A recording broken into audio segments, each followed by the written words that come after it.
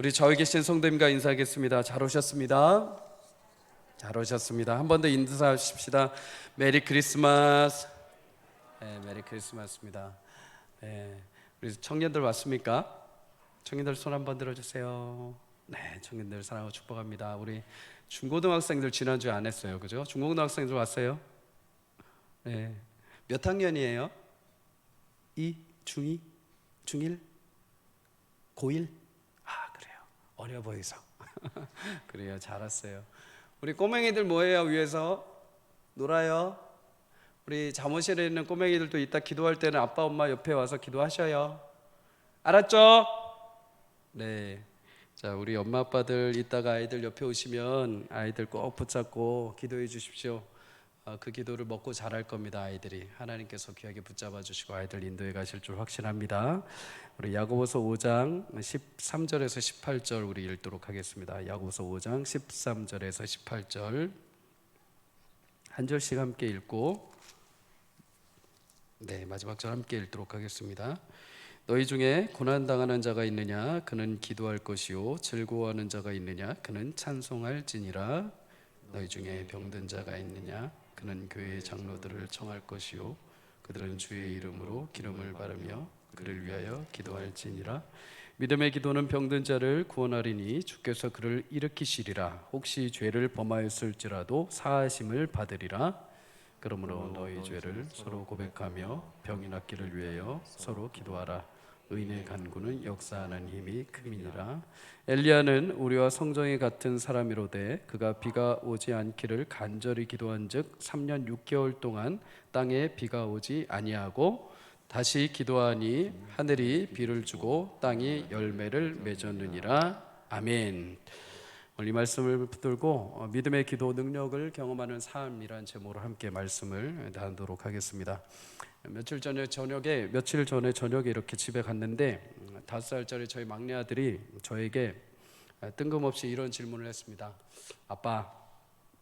아빠는 엄마를 언제까지 좋아할 거예요? 엄마가 옆에 있는데 굉장히 위험한 질문을 했습니다. 그래서 아무렇지 않게 아주 자연스럽게 티 안 나게 끝까지 사랑할 거야 라고 답을 했죠. 굉장히 위험한 순간을 잘 넘겼습니다. 제가 그 질문을 듣고 이런 생각이 들었습니다. 하나님도 우리를 영원히 끝까지 사랑하실 텐데 우리는 하나님을 끝까지 사랑할 수 있는가? 우리도 지금 하나님을 끝까지 사랑하고 있는가?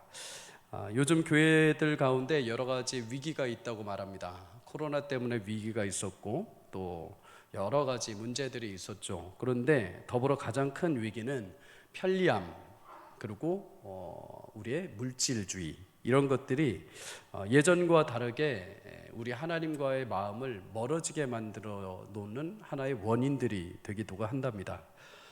그런 원인들의 증상 중에 하나는 기도가 식어져 버렸다는 거죠. 기도가 멈춰 버렸다는 겁니다. 예전에는 무슨 일만 있으면 교회에서 기도했습니다. 예전에는 모이면 기도하는 것이 교회의 일상이었죠. 본질적으로 기도의 동력이 완전히 상실됐다는 것은 교회의 본질을 잃어버렸다는 것이기도 합니다. 근데 여러분, 기도는 사실 하나님을 사랑하는 사람이라고 한다면, 하나님을 사랑하는 신자라고 한다면 가장 기본적으로 해야 되는 믿음의 행위이기도 합니다. 여러분, 유대 민족의 영웅이라고 불리는 아키바라는 랍비가 있습니다. 이 랍비는 태초에 탈무드를 최초로 편집했던 사람이기도 합니다. 그가 살던 시대는 로마의 압제가 있던 시대였죠. 로마 사람들은 유대인들을 굉장히 핍박을 하고 특별히 그들이 예의주시했던 것은 학식과 지식을 가르치는 사람들이었습니다. 유대인들은 나라가 깨어지고 흩어질 때마다 항상 기억했던 게 뭐냐면 항상 지식을 가르쳐라, 교육을 해라. 교육과 지식을 가르치면은, 성경적인 지식을 가르치면은 이 아이들이 어디든 가든 반드시 이 민족을 다시 회복할 것이다. 그래서 그런 교육적인 지식들이 있었기 때문에 미국의 수많은 리더들 중에 유대인들이 굉장히 지금도 많이 포진해 있는 것을 보게 되죠. 유대인들은 나라가 망해도 끝내 학교를 지키고 교육을 지켰습니다. 그러다 보니까 이 로마인들이 가장 싫어했던 사람들이 유대의 랍비들, 가르치는 사람들이었죠. 아키바도 그렇게 앞장섰던 인물 중에 하나입니다. 그러다 보니까 로마인들이 이 아키바를 잡아서 감옥에 감금하게 되죠. 그리고 며칠이 지나서 그를 처형하게 됩니다. 처형을 하게 되는데 십자가에 매달아 죽이는 것은 너무나 쉽다. 너무 편하게 죽이는 것이다. 더 가혹하게 죽여야 된다 해가지고 불에 담근 인두로 온몸을 지져서 태우는 방법을 선택을 하게 됩니다. 아키바가 워낙 유명했던 랍비이다 보니까는 당시 로마의 사령관도 그 처형 장면에 오게 됩니다. 아침 해가 산 위에 떠오를 때 마침 유대인들이 다 기도하는 시간이었습니다. 당시 유대인들은 하루에 3번씩 기도를 했죠. 아키바도 새빨갛게 달궈진 인두가 자신의 몸에 대어짐에도 불구하고 아침 기도하는 시간에 맞춰서 그것을 참고 기도를 하게 됩니다. 로마 사령관이 아키바를 보면서 너무 놀라는 거죠. 어떻게 저렇게 참혹한 지경에서도 너는 기도를 할 수 있느냐. 아키바가 이렇게 대답을 했다고 합니다. 나는 하나님을 사랑하기 때문에 아침 기도를 거르는 일이 없소. 이제 이렇게 죽는 순간까지 하나님께 기도를 올릴 수 있는 내 자신에게서 진실로 하나님을 사랑하는 모습을 발견하게 되어 정말 나는 기쁘오 하면서 그의 인생을 마무리하게 됩니다. 여러분, 고난의 현실, 그것이 우리 가운데 때로는 힘든 현실이기도 하지만은 오히려 그걸 통해서 우리의 믿음을, 하나님을 향한 사랑을 확인하는 장면이기도 합니다. 내가 정말로 하나님을 사랑하는지, 우리가 편할 때는 그것이 입술로 고백되어지고 편하게 고백되어질 수 있습니다. 그런데 고난의 현실, 어려운 현실이 찾아올 때 정말 내가 하나님을 사랑하는지, 내가 그 사랑으로 정말 하나님 앞에 기도하고 있는지를 우리는 통해서 자신의 신앙을 다시 각성하고 점검할 수 있는 곳이죠. 사랑하는 성도님들, 한국교회의 어려운 현실, 우리 가정의 어려운 현실, 개인의 어떤 여러분의 어려운 현실이 여러분의 마음을 덮고 있습니까? 그 근본적인 해결책과 본질의 답은 여러분 하나님을 사랑하고 기도의 자리에 있음을 저는 믿습니다. 오히려 그런 시간들을 통해서 내가 진정 하나님을 사랑하고 있는지, 진짜 신실한 하나님의 신자인지를 우리는 스스로가 다시 확인하고 점검할 수 있는 것이죠. 여러분, 그런 의미에서 오늘 이 자리에 오신 여러분들을 축복하고 사랑합니다. 어떤 일이 생겨도 여러분 끝까지 하나님을 사랑하고 기도의 자리를 지키는 여러분과 제가 되기를 주의 이름으로 간절히 축복합니다. 여러분, 오늘 본문 말씀은 예수님의 동생인 야고보가 우리에게 남긴 말씀입니다. 야고보서에 흐르는 큰 주제 중에 하나는 믿음을 통한 행동입니다. 믿음을 통한 행동. 오해는 하지 마십시오. 우리의 구원은 오직 믿음을 통해서 주어집니다. 아멘이십니까? 다른 것은 없습니다. 오직 믿음을 통한 것이죠. 그런데 여러분, 그 믿음이라는 것이 자연스럽게 믿음의 행동과 연결된다는 것입니다. 하나님을 믿는다면, 그 말씀을 주신 하나님을 믿는다면, 하나님이 말씀하신 그 말씀에 따라서 하나님을 사랑하고 이웃을 사랑하고 긍휼을 베풀고 차별하지 않고 온전하게 그 말씀을 따라 살아가는 행위가 자연스럽게 신자에게는 나타난다는 것이죠. 그래서 여러분, 2장 22절에 행함으로 믿음이 온전하게 된다라고 말씀을 합니다. 그만큼 믿음에 따른 행동을 통해서 우리의 믿음이 진짜인지, 진짜 내가 신자의 삶을 살고 있는지가 판별나게 된다는 것이죠. 우리는 예수를 믿고 그 사랑에 감사해서 예배하고 찬양하고 기도의 자리에 섭니다. 내 생명, 나의 물질, 나의 건강, 우리의 자녀들, 나의 인생이 하나님 손에 붙들려 있음을 확신하기에 하나님의 은혜라는 것을 믿기 때문에 우리는 교회에 나와서 경배하고 예배하고 기도하는 것이죠. 여러분, 그만큼 우리의 믿음이 반드시 행위로, 반드시 믿음의 결과로 나타나야 한다는 겁니다.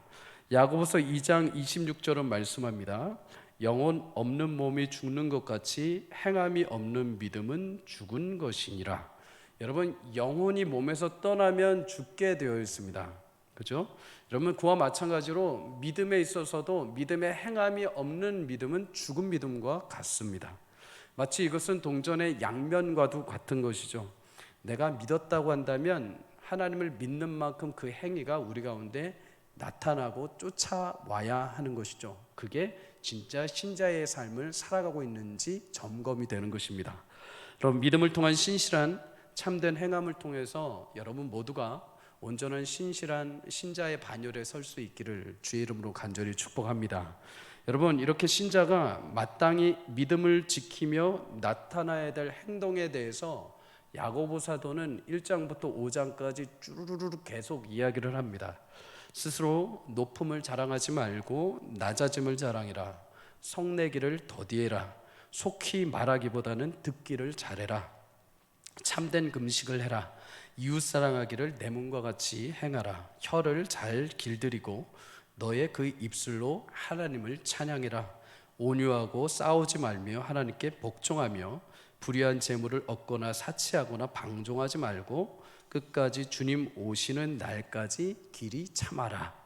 그리고 오늘 우리가 읽은 본문 5장의 말씀을 마지막으로 야고보 사도는 우리에게 중요한 것을 한 가지 권면을 합니다.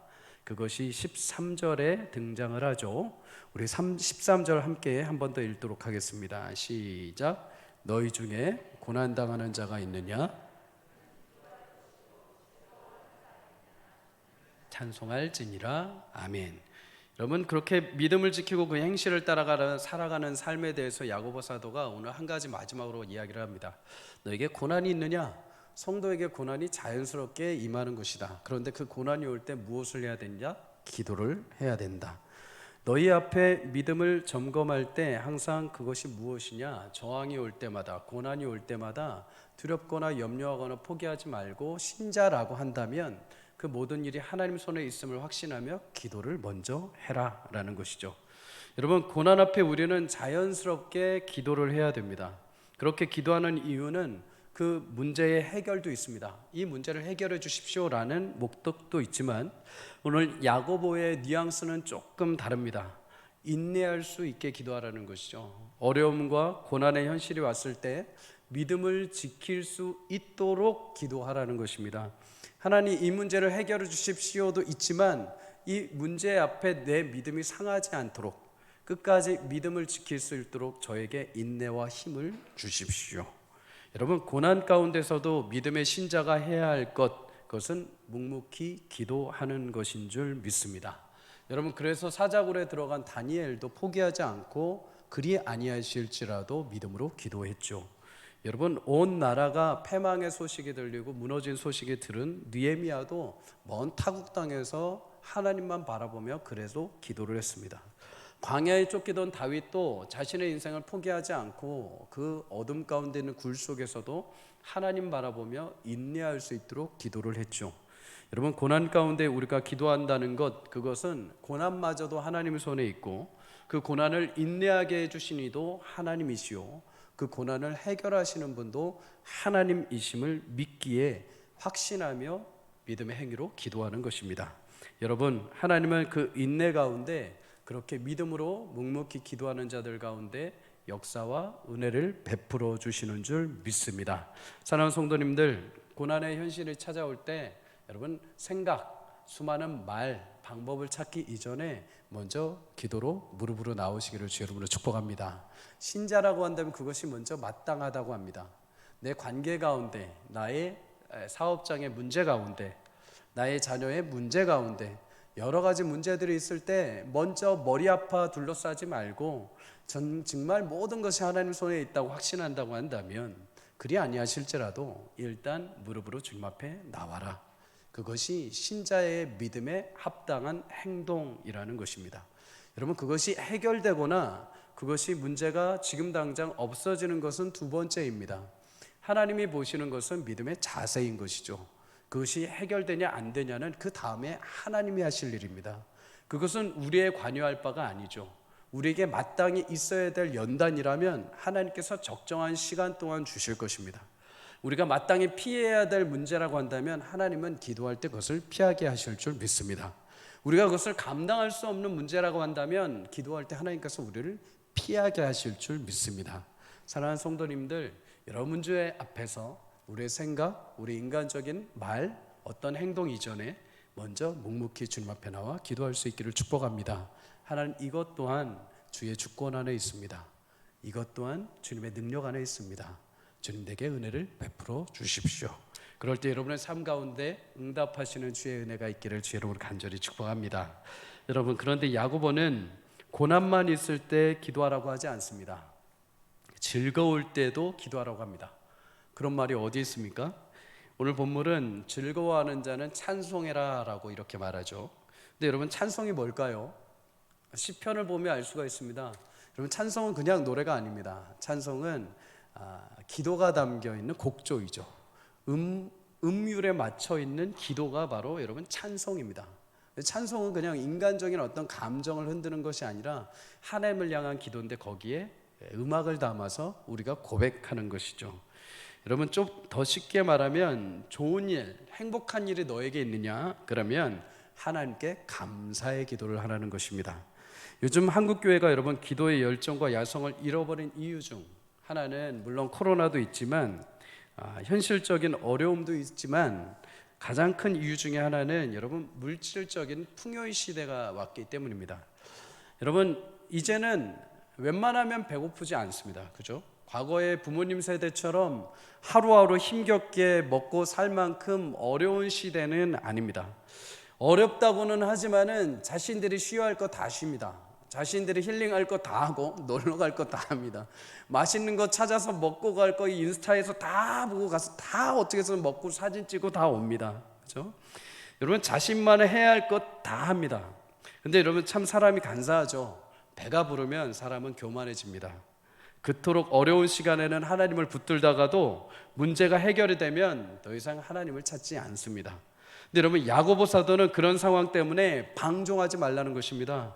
너희가 고난이 찾아올 때나 기쁠 때나 너희 인생이 하나님 손에 있음을 알고 매일 기도의 자리에 나오라는 것이죠. 곡조가 있는 기도의 찬송이라도 하나님 앞에 감사하며 너희가 나오라는 겁니다. 여러분 예전에 섬기던 교회에는 청소년들이 굉장히 찬양이 활성화된 집회가 있었습니다. 목요 집회, 목요 찬양이 있었습니다. 근데 한 번은 이 집회에 이런 일을 우리가 계획을 했습니다. 뭐냐면 목요일이다 보니까 항상 수능 날이 겹치는 겁니다. 그죠? 수능 전주 목요일까지 막 아이들이 열심히 와서 막 수능을 위해서 막 기도를 막 하다가 수능 딱 끝날 그날 저녁 집회 때는 애들이 안 오는 겁니다. 다 그냥 어디 놀러 가고 뭐 그냥 해방돼서 막 술자리 가고 막 영화 보러 막 이러는 겁니다. 그래서 교회에서 한 가지 생각을 했습니다. 너희들 시험 보기 전까지 그렇게 기도하다가 딱 시험 보고 그렇게 안 오면은 원하는 대학 못 간다 이렇게 협박하고 막 그랬죠. 그러니까 어떤 일을 했냐면 시험을 보기 전에도 하나님의 은혜였고 시험을 본 이후에 주신 결과도 하나님의 은혜다. 끝난 것이 아니다. 이후에 대학의 모든 결과와 대학 생활도 하나님 손에 있다. 그러니 너희들 목요일날 시험 끝나면 다 이 저녁에 와라. 집회 와라. 딴 데 가서 막 세상 아이들처럼 막 술 마시고 뭐 하지 말고 이 교회 와서 너희 앞날을 위해서 이제 기도해라. 이제 시작이다 해가지고 아이들이 수능날 딱 시험 보고 난 날 전부 다 모였습니다. 고3 수험생들하고 고3 학생들 와서 날 마음껏 얼마나 스트레스 있었겠습니까? 노래방 가지 말고 여기서 하나님 찬양하면서 다 풀라는 거죠. 그날 막 열심히 애들 찬양하고 열심히 기도하고 막 뜨겁게 하나님의 은혜를 나눈 것을 저는 기억을 합니다. 여러분 우리는 하나님을 화장실 갈 때 급할 때 사용하는 어떤 대용품처럼 여겨서는 안 됩니다. 하나님은 우리의 주인이요 우리 인생의 주관자가 되심을 믿습니다. 우리에게 기도를 들어주시는 것은 하나님과 깊은 교제와 만남의 길을 하나님이 열어주셨기 때문에 가능한 것이죠. 우리가 유일하게 하나님과 소통할 수 있는 길은 말씀을 통해 듣는 것이고 하나님의 음성을 듣는 것이고 기도를 통해 하나님의 선명한 뜻을 우리가 깨닫는 것이고 하나님 앞에 나의 간구와 기도의 제목을 아뢰는 것입니다. 때로는 찬양을 통해서 우리가 하나님 앞에 그 영광을 올려드리기도 하죠. 사랑하는 성도님들, 고난이 오나 즐거운 일이 오나 언제든 기도와 찬송으로 하나님 앞에 서는 믿음의 신실한 백성들 되시기를 주의 이름으로 간절히 축복합니다. 즐거운 일이 있을 때는 여러분 더욱 그렇게 하십시오. 즐겁고 행복한 일이 있을 때 내가 잘 나가는 일이 있고 우리 자녀가 잘 된 일이 있고 우리 남편이 직장에서 막 승진을 하고 내가 생각지도 못한 어떤 것들이 발생을 하게 된다면 그것은 내가 잘한 것이 아니라 하나님의 전적인 은혜인 것입니다. 하나님 주신 은혜인 것입니다. 여러분 잠언 16장 9절 우리 다 함께 읽도록 하겠습니다. 시작. 사람이 마음으로 자기 길을 계획할지라도 그의 걸음을 인도하시는 이는 여호와시니라. 아멘. 하나님이 여러분의 길을 인도하시고 성취하심에 여러분 감사하며 어떤 일이든 기도와 찬송으로 특별히 즐거운 일이 있을 때 기도하고 이제 끝났다가 아니라 그 일을 성취하신 하나님 앞에 감사하며 기도의 자리에 나와 마음껏 주님을 찬송할 수 있는 여러분과 제가 되기를 주의 이름으로 간절히 축복합니다. 여러분 그러면서 야고보 사도는 또 한 가지 믿음의 신자들이 지녀야 될 행동을 한 가지 알려줍니다. 우리 14절 다 함께 읽도록 하겠습니다. 시작. 너희 중에 병든 자가 있느냐? 그는 교회의 장로들을 청할 것이요 그들은 주의 이름으로 기름을 바르며 그를 위하여 기도할지니라. 아멘. 여러분, 참된 신자들은 서로를 위해서 기도하게 되어 있습니다. 아멘이십니까? 아멘. 아멘. 여러분, 특별히 14절에 병든 자를 위해서 교회 장로들을 청하라 라고 합니다. 여기서 병들었다는 것은 육체의 질병이 든 사람들, 질병이 걸렸을 때 가장 먼저 기도할 수 있는 사람들을 청하라는 거죠. 여러분, 사실 우리가 상식적으로 질병에 걸렸을 때 가장 먼저 행동하는 것은 의사에게 진료를 받는 겁니다. 그런 것이 마땅합니다. 여러분, 오해하지 마십시오. 진료 안 받고 막 기도원 가서 막 기도하라는 것만 아닙니다. 절대 그런 신비적인 행동을 하시면 안 됩니다. 그 전에 진료를 마땅히 하는데 하나님이 내게 주신 이 질병을 통해서 내가 신앙적으로 어떻게 하나님의 뜻을 발견해야 될지. 여러분, 하나님은 우리 인생 가운데 그저 주시는 것이 하나도 없습니다. 우리 인생에 반드시 어떤 일 하나하나마다 분명하게 의미를 두시고 그 의미가 헛되지 않게 우리를 인도해 가십니다. 여러분, 그 의미가 무엇인지를 하나님 깨닫게 해주십시오. 하나님, 저에게 있는 질병 가운데 질병을 회복할 수 있는 방법들과 의사들, 진료의 방법들을 제게 적절하게 허락해 주십시오. 이 진료의 과정 가운데 내가 낙심하지 않고 끝까지 하나님 앞에 기도하며 치료받을 수 있게 해주십시오. 그리고 치료를 통하여서 하나님, 이 질병을 통하여서 하나님 영광 받아 주십시오. 이렇게 우리가 먼저 전제로 기도를 하는 것이죠. 여러분, 그것 또한 하나님의 주권 안에 있기 때문입니다. 그런데 여러분, 여기서 야고보는 장로들을 부르라고 하죠. 지금으로 보면은 목회자들이고 장로님들이고 교회 연장자들입니다. 우리는 여기서 참된 믿음을 가진 교회의 경건함과 건강함을 우리는 볼 수 있습니다. 여러분, 질병에 걸린 환우 쉽사리 내가 이런 질병, 이런 어려움이 있어 라고 교회에 요청한다는 것은 요즘 들어선 참 어려운 일이 되어버렸습니다. 그러나 여러분, 초대교회 당시에는 이만큼 개인적인 질병, 개인적인 어려움이 있을 때면 어느 누구라도 의사를 먼저 찾아가는 것이 아니라 내가 속한 교회 공동체, 하나님 앞에 먼저 그 기도 제목을 내놓고 함께 은혜를 구하고 함께 응답받아 함께 하나님을 찬양하는 것이 기본적인 교회의 모습이었습니다. 그것도 교회에 있는 믿음의 선진들이 그것을 앞장서서 실행을 해갔죠. 여러분, 우리 안에 여러 질병과 아픔들이 있는 성도들이 서로 기도 제목을 나누고 기도할 때, 중보할 때 하나님의 은혜와 역사가 임하기를 주의 이름으로 간절히 축복합니다. 여러분, 어떤 교회는 나의 아픔과 나의 질병의 기도 제목을 이야기하면 이상하게 반응하는 교회들이 있습니다.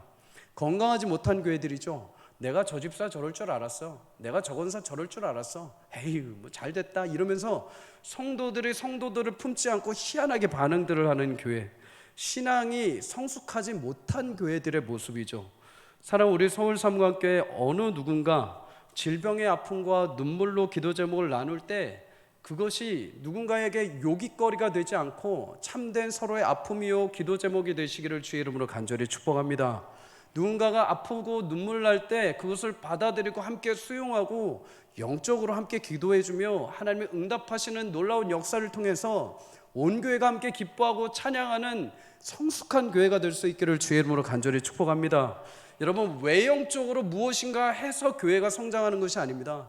외형적으로 어떤 프로그램이 많아서 교회가 멋진 것이 아닙니다.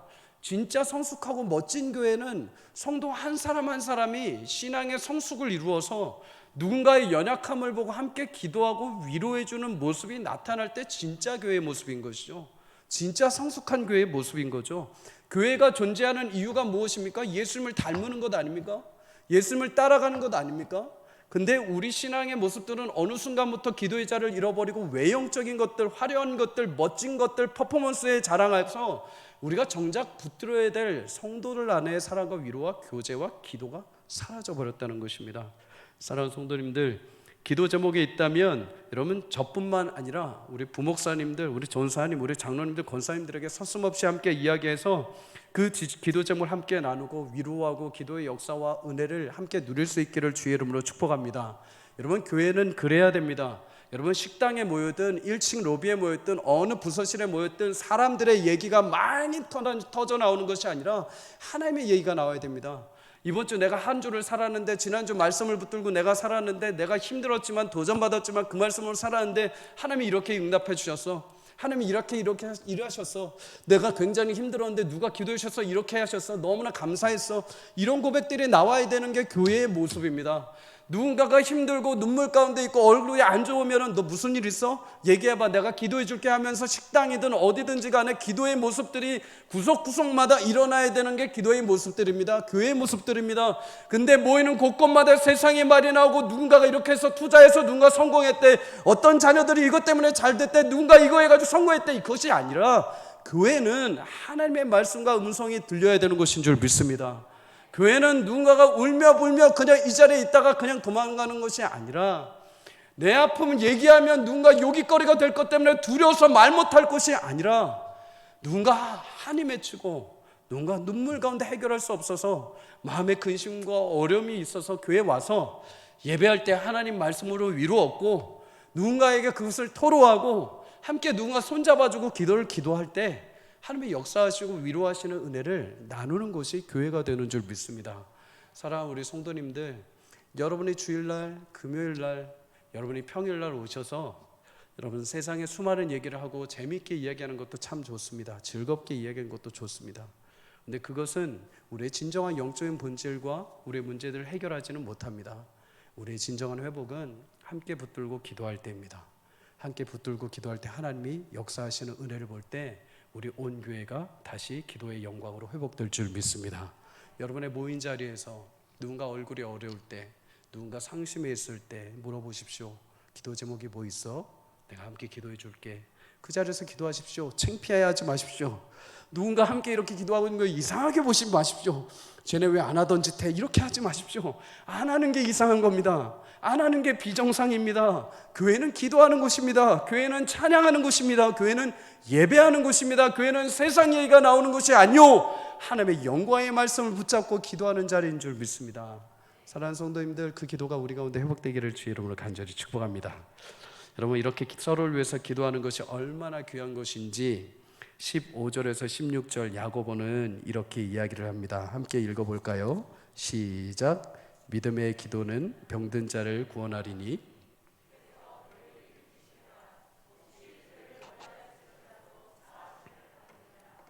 그러므로 너희 죄를 서로 고백하며 병이 낫기를 위하여 서로 기도하라. 의인의 간구는 역사하는 힘이 큼이니라. 아멘. 여러분, 동일한 기도인데 서로를 위해서 기도하는 기도를 향해서 야고보는 믿음의 기도다, 의인의 간구다라고 이야기 말합니다. 그만큼 나 스스로 개인을 위한 기도도 참 중요한데, 누군가를 위해서 중보하는 기도를 하나님이 귀하게 여겨주신다라는 것이죠. 물론 여러분, 기도의 어떤 질이나 양을 이야기하는 것이 결코 아닙니다. 다만 이런 기도의 자세를 하나님이 기뻐하신다라는 거죠. 하나님은 여러분 늘 사랑을 이타적으로 항상 베푸십니다. 자신이 아닌 우리를 위해서 그 사랑을 항상 베풀어 주시죠. 예수님을 이 땅에 보내시고 그 예수님을 죽기까지 사랑하시고, 지금도 그 예수님 보좌 우편에 앉으셔서 우리를 위해서 중보하고 사랑하시고 기도하시는 기도 제목들을 듣고 거기에 대해서 우리를 긍휼히 여겨 주십니다. 여러분, 이 땅에서도 그런 기도를 했던 사람들이 있습니다. 모세가 그렇죠. 이스라엘 백성들이 불평과 불만으로 하나님 앞에 서서 하나님이 그들을 징벌하시려 하실 때 모세가 중보기도 합니다. 하나님, 그러지 마십시오. 그러면 수많은 이방의 나라들이 결국에 이들을 꺼내서 가나안 땅에 들이지 못하고 포기하고 광야에서 결국 그 신이 능력 없어서 죽였다고 하지 않겠습니까? 긍휼히 여겨 주십시오. 그럴 때 하나님께서 마음을 돌리시고 그들을 다시 회복해 주십니다. 여러분, 아브라함도 마찬가지입니다. 조카 롯이 소돔과 고모라에 살 때 소돔과 고모라에 너무나 극심한 죄악이 가득하죠. 하나님의 불과 유황으로 거기를 심판하십니다. 그때 여러분, 아브라함이 중보기도 하죠. 하나님, 의인이 있으면 어떻게 하시겠습니까? 50명, 45명, 40명, 30명, 20명, 10명. 그래, 내가 10명까지라도 있으면 내가 심판하지 않겠다. 근데 여러분, 의인 10명, 단 한 명이 없어서 여러분 그 소돔과 고모라가 멸망하지 않습니까? 근데 아브라함의 중보 때문에 누가 삽니까? 롯과 그의 자부들이 살게 됩니다. 사랑하는 여러분, 그래서 서로를 위해 기도하는 것은 하나님이 그만큼 귀히 여기시고 역사하는 능력이 큽니다. 서로를 위해 기도하는 자리를 사모할 수 있기를 주의 이름으로 축복합니다. 서로를 위해 기도할 때 하나님은 더욱 우리에게 하나님의 마음을 부어주십니다. 예수님의 공생의 기간 동안 그의 제자들과 이 땅의 죄인들에게 어떤 마음을 품으셨는지 우리는 중보기도할 때 알 수 있게 되는 것이죠. 그러면서 우리도 중보기도하며 우리의 성품이 더 자라가게 됩니다. 성숙하게 됩니다. 그러기에 하나님의 이 기도를 기뻐하시죠. 여러분, 교회를 위해 중보기도해 주십시오. 환우를 위해, 가정들을 위해서, 다음 세대를 위해서, 우리 중직자들을 위해, 우리 교육자들을 위해서 그렇게 중보기도하십시오. 여러분, 세상 사람들은 아주 쉽게 폄하하고 세상 사람들은 아주 쉽게 평가하고 말을 합니다. 그러나 유일하게 교회 신자들은 말하기 이전에 기도해 줄 수 있는 사람들입니다. 말하기 이전에 먼저 중보해 줄 수 있는 사람들입니다. 말로 사람은 잘 변화되지 않죠. 그러나 기도할 때 내 능력이 아니라 하나님이 그들을 회복하시고 살려내실 줄 믿습니다. 우리 교회가 그렇게 믿음의 기도, 의인의 간구가 넘치는 기도의 능력을 경험할 수 있는 복된 공동체가 되기를 주 여러분을 간절히 축복합니다. 여러분, 우리가 기도의 능력과 중보를 말하면 이렇게 말할 수 있는 사람들이 있습니다. 그거는 성경 속 인물들이나 가능한 것이다. 성경 속에 좀 힘 있는 사람들, 신실한 믿음을 가진 사람들이나 하는 것이다 라고 생각할 수 있습니다. 그런 우리의 불신을 잠식시키기 위해서 야고보는 마지막으로 한 사람을 등장시킵니다. 그가 엘리야입니다. 엘리야. 17절과 18절 함께 읽도록 하겠습니다. 시작. 엘리야는 우리와 성정이 같은 사람이로되 그가 비가 오지 않기를 간절히 기도한즉 3년 6개월 동안 땅에 비가 오지 아니하고 다시 기도하니 하늘이 비를 주고 땅이 열매를 맺었느니라. 아멘. 여러분, 엘리야는 우리가 아는 바와 같이 하나님의 선지자입니다.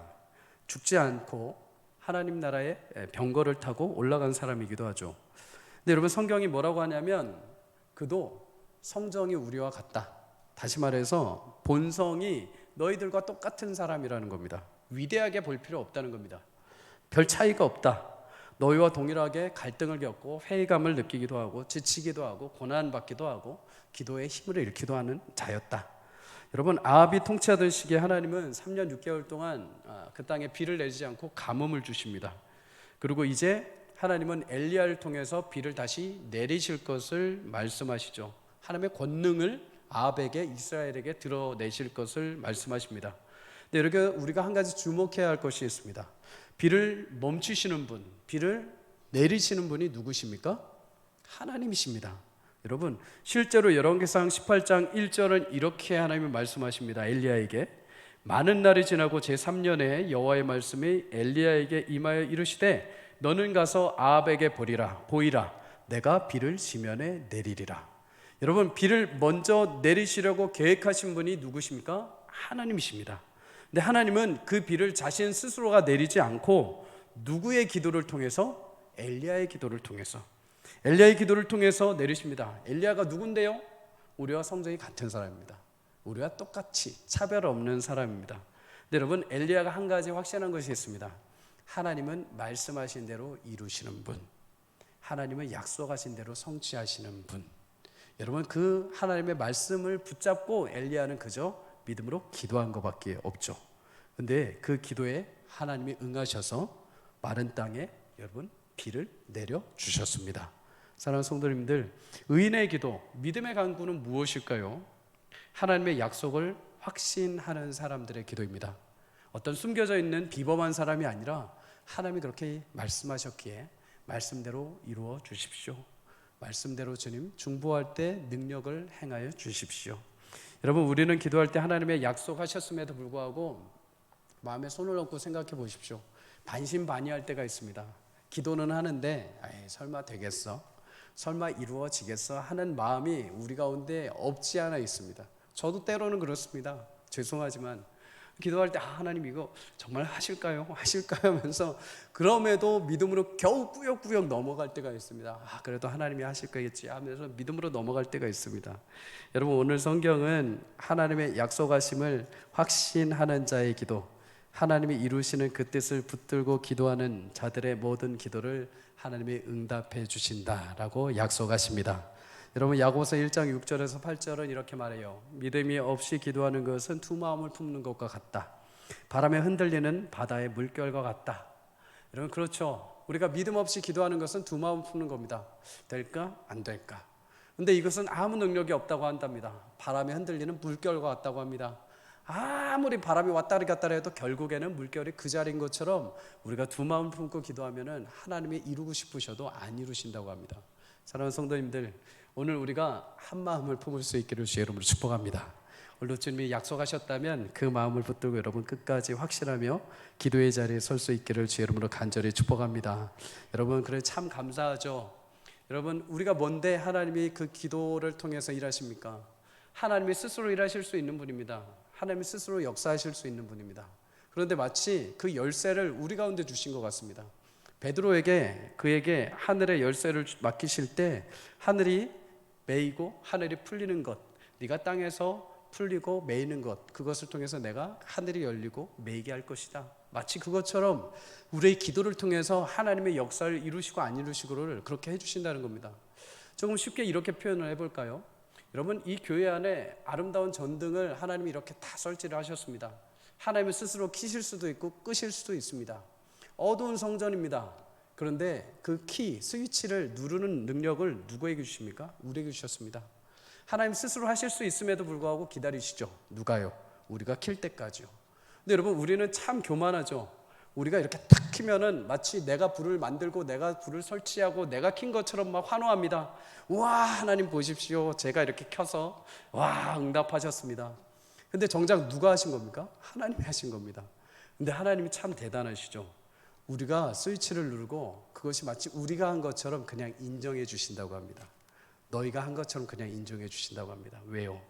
여러분, 우리가 스위치를 켜고 우리가 기도를 해서 하나님 불을 켜주셨을 때 하나님 살아계시는구나, 하나님 우리 기도 응답하시는구나, 하나님 찬양 받으십시오, 이 기쁨을 하나님 우리 가운데 허락해 주신 겁니다. 은혜로 허락해 주신 겁니다. 그렇게 해서라도 하나님을 믿고 끝까지 기도의 자리에 나오라는 것이죠. 사랑하는 성도님들, 이 엄청난 열쇠가 여러분과 저에게 주어졌음을 믿으시기를 주의 이름으로 축복합니다. 기도의 열쇠, 여러분, 이 열쇠는, 그 능력은 하나님이 모든 성도에게 주신 참된 능력이고 참된 위대하신 경험이 될 줄 믿습니다. 그 기도의 역사를 통해서 오늘도 일하시는 하나님을 보며 여러분의 신앙이, 여러분의 기도가 더욱더 단단해지기를 주의 이름으로 축복합니다. 여러분의 작은 기도일지라도 하나님은 그 작은 기도의 열쇠를 통해서 하나님의 크신 나라의 문을 열어 주실 것입니다. 여러분의 중보 기도를 통해서 어떤 자가 눈물 가운데 애통할지라도 하나님은 기쁨의 문을 열어 주실 것입니다. 회복의 은혜를 열어 주실 것입니다. 오늘도 그 순전한 믿음을 붙들고 여러분, 믿음의 기도의 열쇠를 열 때 하나님께서 크게 놀랍게 능력으로 역사하시는 주의 은혜를 경험하는 복된 인생요 신자요 이 저녁이 되시기를 주의 이름으로 간절히 축복합니다.